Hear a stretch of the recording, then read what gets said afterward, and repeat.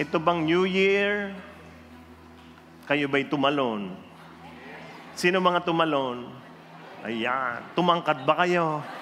Di ba, merong ganun, di ba? Pag talon mo sa New Year, tumalong ka. Tatangkad ka, di ba? Today, on the first feast of this brand new year, I invite all of you to jump again. Tatalon tayo, ha? Sige. We are going to count 1 to 3, and then let us all give a jump. Ready? 1, 2, 3. Pagtalon nyo ba, tumangkat ba kayo? Na-excite kayo? Walang tumatalon na malungkot. Walang tumatalon na parang depressed, di ba? Nakakita na ba kayo ng ang lungkot ko? O nga, sobra. Ay, naku, wala ko. Di ba? Ang tumatalon, palaging anticipating something. But let us do this one more time. Or a few more times.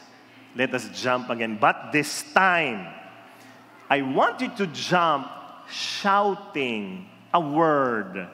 Every jump, you will shout a word that you want for yourself to happen this year. So ano mga gusto nyo mangyari sa buhay mo ngayong taong ito? Pagtalon mo, isisigaw mo yan. Bakit? Your words create your reality. Your words create your reality. Nagkakatotoo ang salita sapagkat makapangyarihan ito. Yes? Who are parents here? Can I see the hands of parents? Nangyari na sa inyo to, yung malilit yung anak, umakyat sa delikadong lugar, napasigaw ko, anak!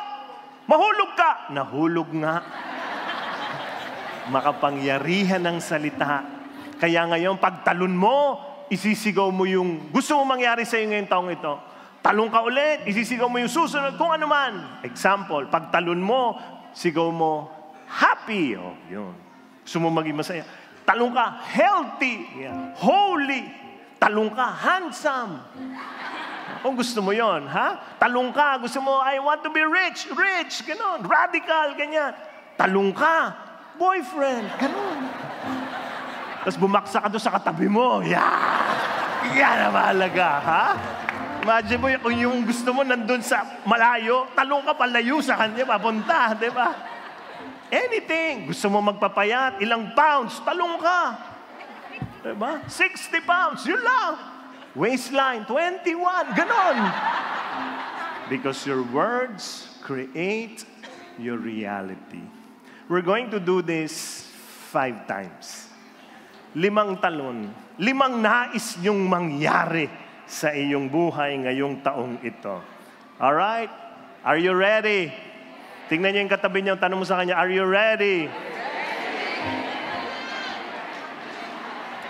Dahan-dahan ng talon, ha? Sasabay kayo sa akin, ha? Ngayon, kung talagang di ko kayang tumalong, kahit gumanong ka lang, ha? Pwede na yan, no? Pero I suggest you really jump. Think of 5 things you want to happen in your life and then proclaim it already. Ready? 1, 2, 3, jump! One more time! One more time! 2 more! Last one!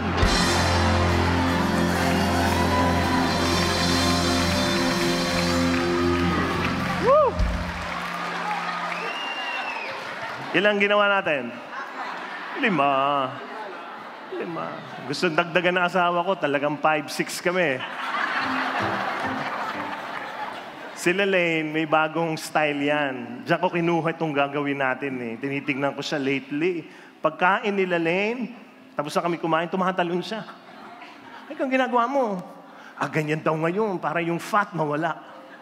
Ay, imagine mo, all of us doing it.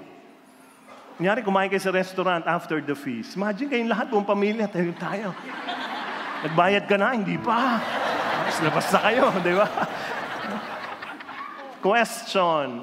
Alam niyo yung mga talon-talon na yan, may nangyari ba? May nangyari ba? Yun ang tanong, di ba? Baka andito ka, nagtataka ka, Ang pinuntahan ko, the feast. Hindi El Shaddai. Did something really happen? You know, experts say that jumping is one of the best exercises in the world. Lalo na yung magja-jump ka sa trampoline. Grabe yung trampoline jump, ha? Kaya ako sigurado ako mamaya, ubos ang trampoline. After this, lahat tayo nasa weed jump mamaya sa festival, ha? Because it strengthens your back muscles, ha?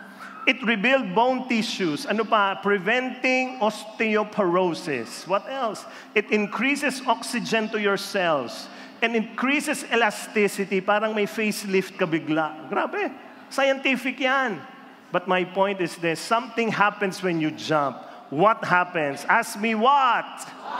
Jumping changes the jumper. Binabago nito yung tumatalon. Di ba?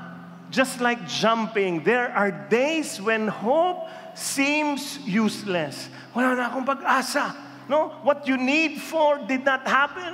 Hindi nangyari yung gusto ko. But something happens. Tumitibay ka.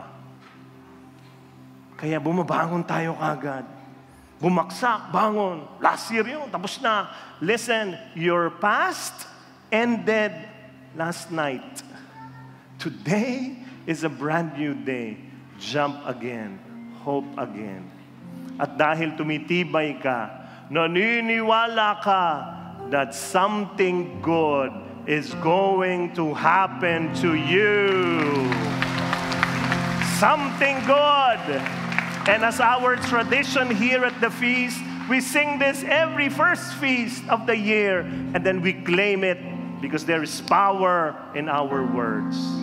Let's sing this together. Something good is going to happen to me this very day, this very year. Something good is going to happen to me this very day, this very year. Something good is going to happen to me. Jesus is blessing my way. Sasabihin mo naman sa katabi nyo, as many as you can, tell them something good is going to happen to you. Okay? Together? Sing it. Something good is going to happen to you this very day. This very... Tingnan nyo yung katabi nyo. Something good is going to happen to you. Jesus is blessing your way. All together now. Something good to us, to happen to us this very day, this very year. Something good is going to happen to us. Jesus is blessing our way. Amen. Amen. We receive this, O Lord. Thank you, Jesus. Thank you, Lord.